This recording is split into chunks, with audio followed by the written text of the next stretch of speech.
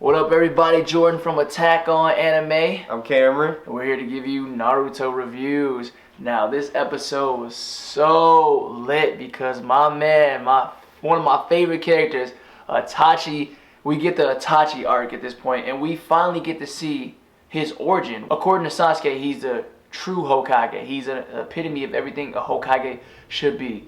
We see Itachi as an adolescent boy, just learning everything about life and death.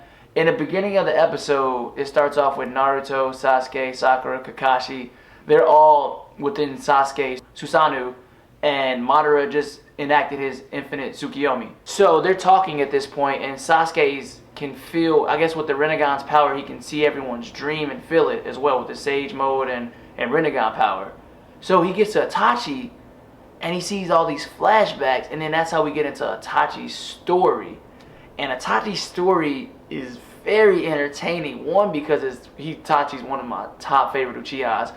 But two, as a young child, this man was just so perceptive about everything around him. I mean, he's asking questions that a young boy shouldn't even know about. Most of the kids are playing rocks and playing games, and he's focused on his training and trying to become the best he can be. Yeah, I appreciate this anime because this episode actually set the tone for what this filler is actually going to be so perfectly right from the get-go. We see this amazing war scene where I'm like, this is a war. Like, Fairy Tail, even Naruto, the anime, take notes from yourself right now. Like, this is what a war should be. It's bloody, it was gory, it was cutthroat. I barely saw any jutsus actually going off. I saw a lot of kunais, swords, and cutting and blood. And Itachi is just looking at all this.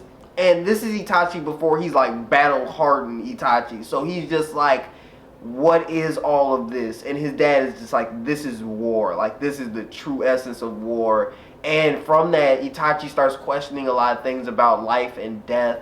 They actually attend the funeral of Obito. And everybody sees Kakashi there, and everybody knows, oh, Kakashi has Obito's Sharingan now. And the Uchihas are just like plotting. Like, there are a few Uchihas who are just like, we can't just let that slide. Like, that eye belongs to us.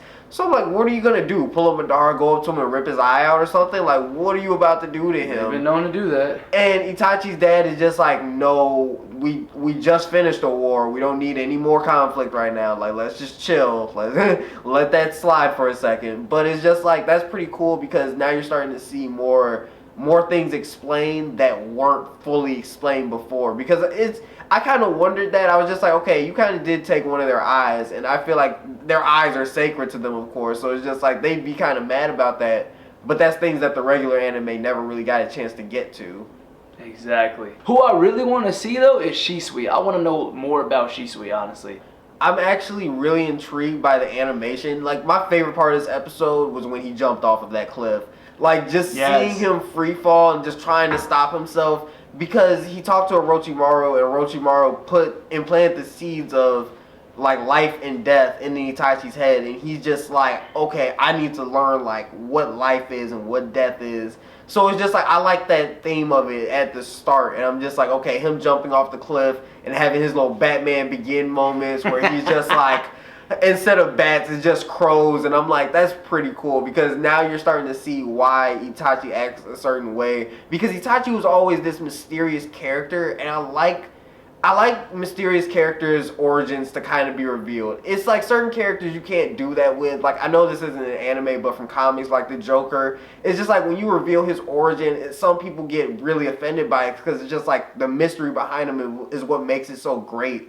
But with Itachi, I feel like doing that will be like, okay, this is why he made the steps he did, and this is why he tried to like lean his brother a certain way, and it'll just make all that a lot more clearer. Itachi was actually a good guy. That's the thing. Well, we know that now, but when the series first started out, you get this type of, oh man, this guy's like the worst type of scum on earth. How can he murder his whole clan? I mean, I still thought he was badass, but I mean, he definitely was a badass. This dude was the type of dude that Jiraiya said, yeah, if you see him, please don't try to fight him. Exactly. And that's saying something. But the thing is, he respected Jiraiya too enough to say, we can't fight him right now. Yeah, they were just both equally afraid of each other. They were like, I can fight you, but it'd just be a battle. Exactly. This is a filler that I'm actually happy to see.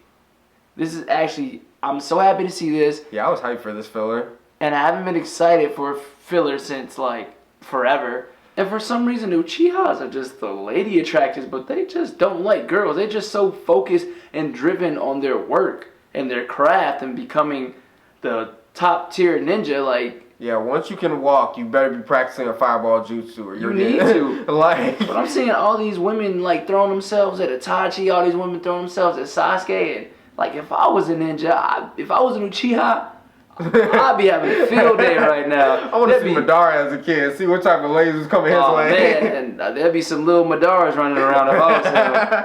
I'm saying Sasuke could almost repopulate his entire clan as much women throw themselves at him.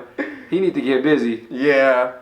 But yeah, guys, that's going to conclude this review. It was a pretty good first impression. Like, it just sets the tone really well. I think next week is the episode where Shisui is supposed to show up. I really hope it is.